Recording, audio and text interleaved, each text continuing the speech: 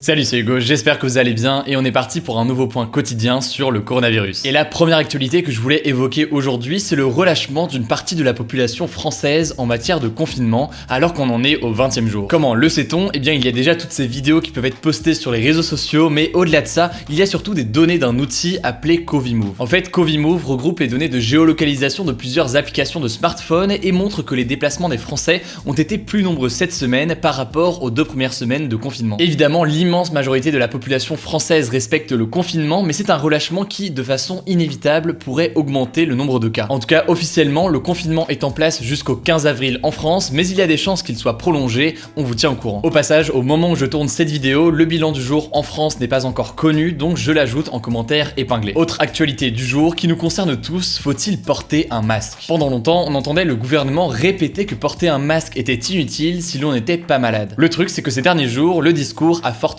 changé. L'Académie de médecine recommande aujourd'hui le port du masque pour toute la population française et souhaiterait même rendre cela obligatoire. Vous n'êtes pas sans savoir qu'il y a une pénurie de masques, donc elle recommande de porter éventuellement des masques alternatifs, c'est-à-dire des masques faits maison ou des masques en tissu. Au-delà de ça, Olivier Véran, le ministre de la Santé, a annoncé vouloir réévaluer la doctrine de la France en matière du port du masque pour toute la population. Certes, c'est plutôt flou, mais ça insinue en tout cas un changement potentiel à venir. J'ai eu l'occasion d'en parler à de nombreuses reprises, mais les masques chirurgicaux ou les masques en tissu protègent relativement peu celui qui le porte, mais si on est soi-même contaminé et qu'on porte le masque, eh bien ça permet d'éviter de contaminer d'autres personnes. Aujourd'hui, le fait est que beaucoup de personnes sont contaminées, mais qu'elles ne le savent pas puisqu'elles sont asymptomatiques, autrement dit, elles ne présentent pas de symptômes. Faire en sorte que tout le monde porte un masque permettrait donc de faire en sorte que ceux qui ont le coronavirus sans le savoir arrêtent de contaminer grâce au masque. Comment expliquer que cet appel à porter des masques pour toute la population n'ait pas eu lieu plus tôt? Certains estiment que cela avait pour objectif d'éviter que la population ne se rue dessus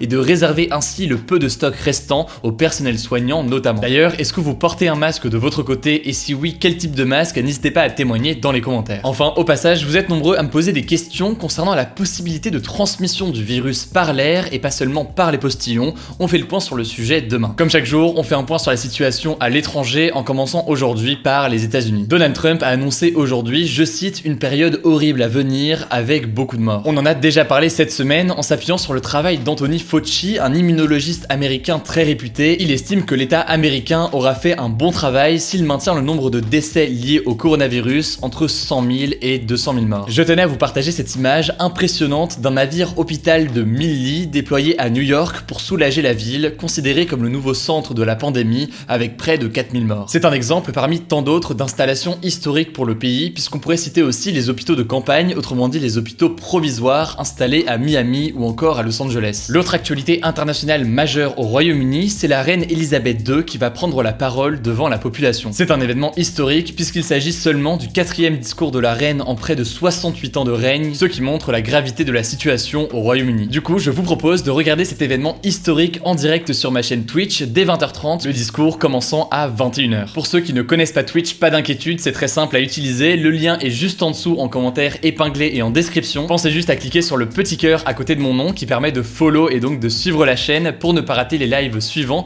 puisque je fais en ce moment un live par jour sur Twitch. Comme chaque jour, on termine avec une note positive et cette fois-ci j'en ai 2. D'abord, pour la 3e journée d'affilée, le nombre de décès quotidiens en Espagne est en baisse, 674 morts en 24 heures aujourd'hui contre 809 hier notamment. On retrouve la même tendance en Italie, 525 décès en 24 heures, soit beaucoup moins qu'hier où on comptait 681 nouveaux morts. Il faut remonter au 19 mars pour trouver un bilan plus faible que ça, bref, le confinement fait son effet. Deuxième bonne nouvelle, cette fois-ci c'est une action positive, je veux vous présenter l'initiative d'une youtubeuse, Axel, derrière la chaîne Le Labo d'Heliox. En fait, elle a participé au lancement d'un site appelé covid3d.fr qui a pour objectif de permettre à ceux qui ont des imprimantes 3D de fabriquer du matériel de protection et notamment des visières pour le personnel soignant. Depuis le début de l'initiative, c'est plus de 7300 visières qui ont été fabriquées et distribuées dans les hôpitaux, produits par plus de 5000 personnes qui ont des imprimantes 3D chez eux. Bref, c'est une superbe initiative qui fait vraiment plaisir à voir. Rendez-vous donc à 21h pour suivre en direct le discours de la reine Elisabeth II sur ma chaîne Twitch, le lien est en description et en commentaire épinglé. Si ce n'est pas encore le cas, pensez évidemment à vous abonner à cette chaîne YouTube pour ne pas rater les points quotidiens suivants sur le coronavirus.